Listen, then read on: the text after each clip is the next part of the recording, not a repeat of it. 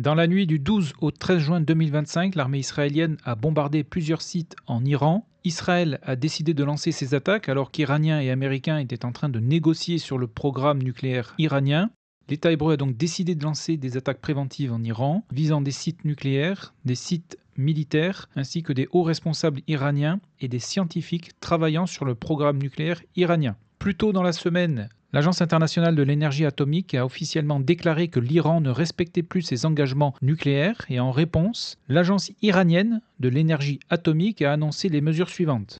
L'Iran va augmenter sa production d'uranium en ouvrant une troisième installation, donc pour l'enrichissement d'uranium. L'Iran va remplacer ses centrifugeuses de première génération par d'autres plus modernes. Et enfin, l'Iran va réduire sa coopération avec l'AIEA. À présent, concernant les frappes israéliennes en Iran, celles-ci ont été menées par 4 vagues successives. Elles ont impliqué 200 appareils sur une centaine de cibles. À savoir qu'un AWACS israélien opérait également afin de coordonner toutes les frappes.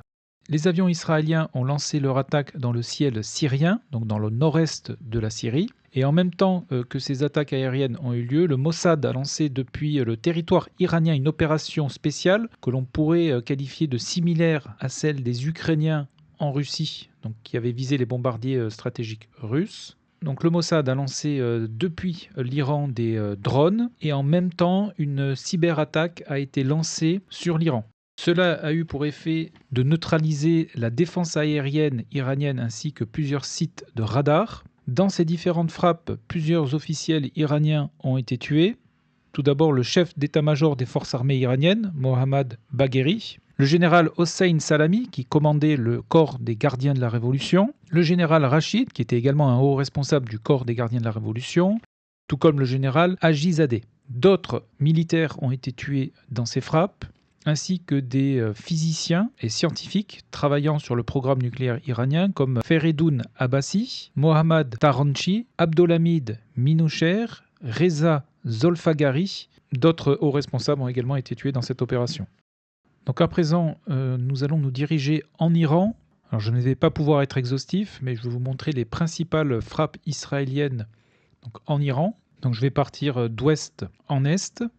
Et les sites nucléaires iraniens seront représentés donc sur la carte avec le pictogramme nucléaire ainsi qu'une police en jaune, donc pour bien les différencier des autres sites. Nous allons donc commencer avec la province d'Azerbaïdjan, à ne pas confondre avec le pays qui est l'Azerbaïdjan, puisqu'en Iran, il y a une région qui s'appelle également Azerbaïdjan et qui se situe au nord-ouest du pays et où des frappes ont été menées, plus précisément sur l'aéroport de la ville de Tabriz, ici, qui a été frappé, ici avec une énorme explosion qui a également eu lieu, peut-être un site de missiles ou un dépôt de carburant, et également au nord-ouest de la ville, ici, un site a également été bombardé, ici exactement, et ce bâtiment précisément a été détruit, comme vous pouvez ici le voir sur ces images satellites. Et ici, c'est une base de missiles iraniens. Donc, il se situe au nord-ouest de Tabriz. Il y a également eu une explosion au sud de l'aéroport, mais je n'ai pas pu la géolocaliser avec précision. On continue à la frontière irakienne. Il y a également eu des bombardements sur la commune de Piranchar, ici, et plus précisément un bombardement sur ce site qui héberge là également une base de lancement de missiles balistiques iraniens et qui a donc également été bombardé dans les frappes du 13 juin. On continue. Il y a également eu des bombardements sur une base militaire iranienne, base militaire qui appartient à la 216e brigade blindée, qui a également été bombardée. Ensuite, retour sur la frontière irakienne. Ici, il y a également eu des bombardements sur la commune de Sardast, où une base des gardiens de la Révolution a été visée. Ici, exactement. On continue, on reste toujours à la frontière irakienne. Il y a également eu des bombardements, mais de plus faible intensité ici sur la commune portant ce nom, juste à la frontière avec l'Irak. Des bombardements sur la commune de Ilam, donc qui se situe ici, non loin d'une base radar des gardiens de la Révolution, qui est ici et qui est visible sur Google Earth, qu'on peut voir ici, donc l'antenne radar, mais qui apparemment n'a pas été touchée dans les frappes. Par contre ici, une base de missiles iranien a été touchée et particulièrement visée. puisque comme vous pouvez le voir ici, plusieurs frappes ont été répertoriées donc, sur ce site, et notamment le tunnel d'accès qui mène à cette base de missiles iraniens. Donc, vous allez voir, c'est dans la montagne. Donc ici, on a le tunnel pour rentrer dans la base souterraine abritant les missiles, et ce secteur a été bombardé, comme vous pouvez ici le constater.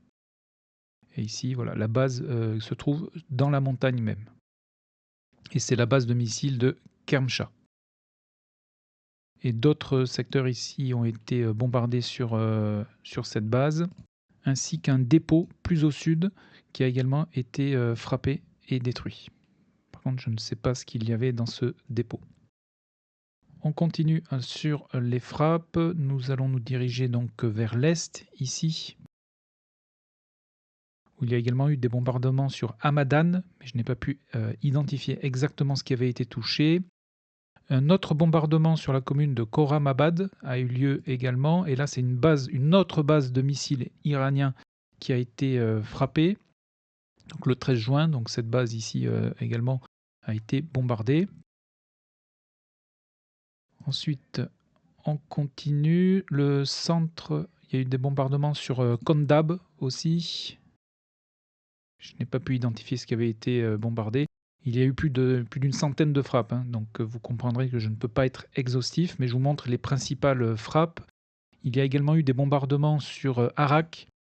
Arak qui abrite un centre nucléaire, et plus précisément, c'est ici où est stockée l'eau lourde nécessaire au programme nucléaire. Je ne peux pas vous dire si ce site a été endommagé ou détruit dans les frappes. Ensuite, alors on va basculer maintenant sur l'Est, où plusieurs sites nucléaires ont été bombardés, et nous terminerons avec la ville de Téhéran. Alors, ici, dans le programme nucléaire iranien, il y a essentiellement 3 mines d'uranium qui se situent ici dans l'Est du pays. À mon niveau, je n'ai pas recensé de frappe sur ces mines. Par contre, ici, dans le centre du pays, le complexe d'Ispahan a bien été bombardé. Donc ce complexe ici qui abrite donc des installations nucléaires et pour la conversion de l'uranium a été donc bombardé par contre le 14 juin, aujourd'hui même, avec plusieurs sites ici qui ont été bombardés. Ensuite, on se déplace vers le nord et là a eu lieu les plus importants bombardements, notamment sur le complexe de Natanz qui se trouve ici exactement et qui est en partie souterrain. Donc les sites se trouvent ici et ici, mais sous la terre, avec un tunnel d'entrée qui est ici exactement. Et comme vous pouvez le constater ici, il y a eu plusieurs bombardements, notamment sur les générateurs d'électricité qui ont été frappés, ainsi qu'un autre bâtiment ici, juste au sud où se trouvent les centrifugeuses. Et ici, donc sur les images satellites, on peut voir donc les résultats de ces frappes, ainsi que le plan du site, et ici également d'autres frappes que j'ai répertoriées donc sur la carte. Vous pouvez voir également cette vidéo qui vous montre donc les installations souterraines du complexe nucléaire de Natanz, complexe qui est important dans la mesure où se trouvent donc des réacteurs pour la recherche nucléaire. Et ce site avait déjà été visé en 2020 et en 2021. Et c'était notamment ici que les Iraniens avaient annoncé qu'ils avaient commencé à produire de l'uranium enrichi à 60%. Et donc c'est ici que les Israéliens ont frappé ces dernières 48 heures. Donc et sur Natanz, aux dernières nouvelles, uniquement les infrastructures terrestres ont été détruites, mais pas les souterrains. On continue sur les bombardements donc, israéliens. Sur Kashan, ici, il y a un autre site nucléaire avec notamment des centrifugeuses, mais je n'ai pas trouvé de frappe sur ce site. Il y a eu des frappes sur Fordo, ici, où l'uranium est également enrichi, mais je n'ai pas trouvé non plus de visuel confirmant donc, les frappes sur ce site. Des bombardements également sur Qom, qui est cette ville qui se trouve juste au nord du complexe de Fordo. Donc ici, exactement. Et nous arrivons maintenant sur Téhéran. Nous allons commencer avec la banlieue sud de Téhéran, donc au sud de l'aéroport de Khomeini, qui se situe ici. Et ici, donc, il y a eu une attaque de drone israélien qui a détruit un système de défense aérien ici. Et drone donc qui a été lancé par le Mossad depuis l'Iran. Maintenant, nous allons nous diriger sur Téhéran. Ici, j'ai répertorié les principales frappes qui ont eu lieu donc dans la journée du 13 juin. Les frappes sur Téhéran ont impliqué 70 appareils israéliens avec 40 cibles. Donc ici, vous pouvez donc les voir clignoter.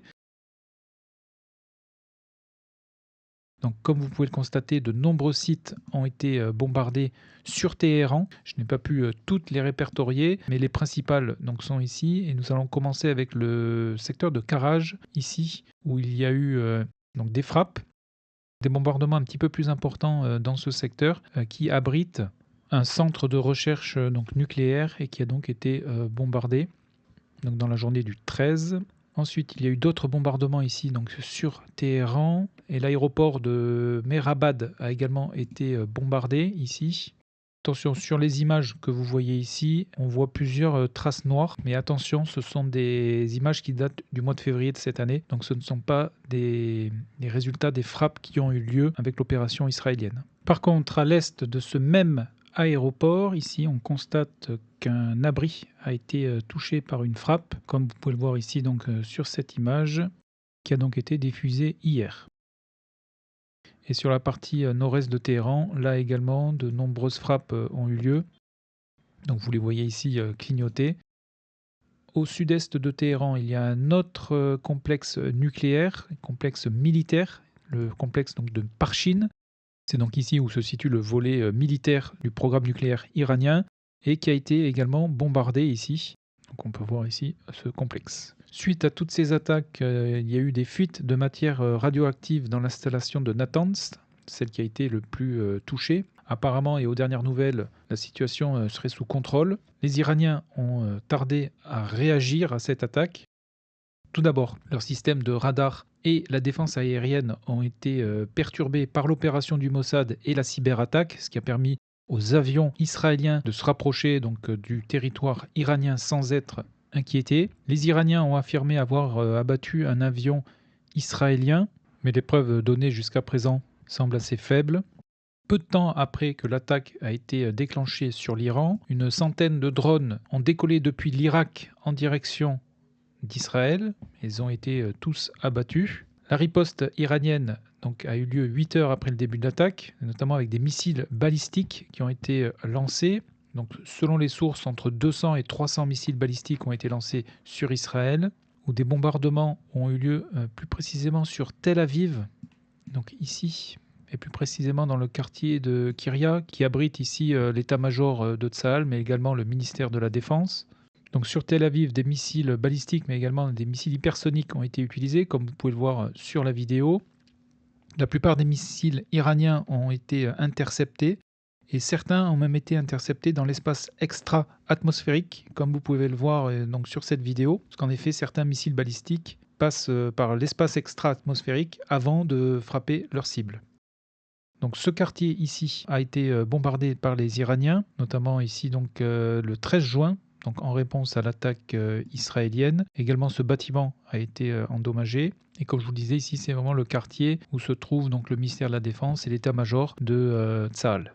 Et à l'heure où j'enregistre la vidéo, il n'est pas possible de confirmer une destruction ou des dégâts sur les bâtiments officiels, donc sur le ministère de la Défense et l'état-major de Tsahal. Il y a également eu des bombardements un petit peu plus au sud, donc ici exactement, à l'ouest du parc Edith Wolfson, exactement ici, encore plus au sud, et plus précisément dans le quartier de Rishon Lezion, ici, qui a été bombardé, où des victimes ont été recensées, et c'est plus précisément donc ce quartier-là qui a été bombardé, comme vous pouvez le voir sur les images. Donc suite à ces frappes, l'Iran s'est retiré unilatéralement des négociations sur le nucléaire. Un premier bilan provisoire fait état en Iran de 78 tués et de 329 blessés, donc essentiellement à Téhéran. Et en Israël, un bilan provisoire fait état de 4 tués et 90 blessés. Et là, essentiellement dans la région donc, de Tel Aviv. La ville de Haïfa a également été bombardée par les Iraniens. Donc voilà pour ce premier bilan des frappes israéliennes et iraniennes, à savoir que les frappes continuent, Iraniens et Israéliens se menaçant toujours davantage. Et avant de terminer cette vidéo, je voudrais faire un petit point avec vous avec la présence de l'US Navy dans la région. Alors, tout d'abord en commençant avec le golfe Persique. ici où on note la présence de 5 navires américains, dont le USS Canberra, qui est un navire de combat de littoral, et il est également accompagné de 4 chasseurs de mines, le Sentry, le Devastator, le Gladiator et le Dextrous. Il y a également une flotte américaine en mer d'Arabie, ici, et plus précisément c'est l'escadre du porte-avions Carl Vinson, qui lui est accompagné d'un croiseur, l'USS Princeton, ainsi que de 7 destroyers et d'un sous-marin nucléaire, et plus précisément un sous-marin nucléaire lanceur d'engins, le USS Georgia. Est également arrivé dans l'est de la Méditerranée un destroyer américain, le destroyer Thomas Hudner, qui est donc à présent dans l'est de la Méditerranée. Et d'autres navires de l'US Navy sont en train d'arriver dans la région. Et pour terminer également, il y a un convoi humanitaire en direction de Gaza qui a été refoulé par les autorités égyptiennes à la frontière libyenne. Et donc le convoi venait donc du Maghreb et a donc été arrêté par les Égyptiens. Il y a eu plusieurs arrestations et des expulsions ont suivi cet événement. Donc voilà pour ces premières informations entre l'Iran et Israël. Comme je vous le disais, les frappes continuent et après 2 jours de frappe, et pour l'instant les dégâts sont plus importants en Iran qu'en Israël. Mais les Iraniens pourraient lancer d'autres vagues missiles. Ils ont également menacé les bases américaines si ces derniers venaient en aide aux Israéliens. Voilà, mais écoutez, je vous souhaite un très bon week-end, prenez bien soin de vous et à très bientôt pour une prochaine vidéo. Merci.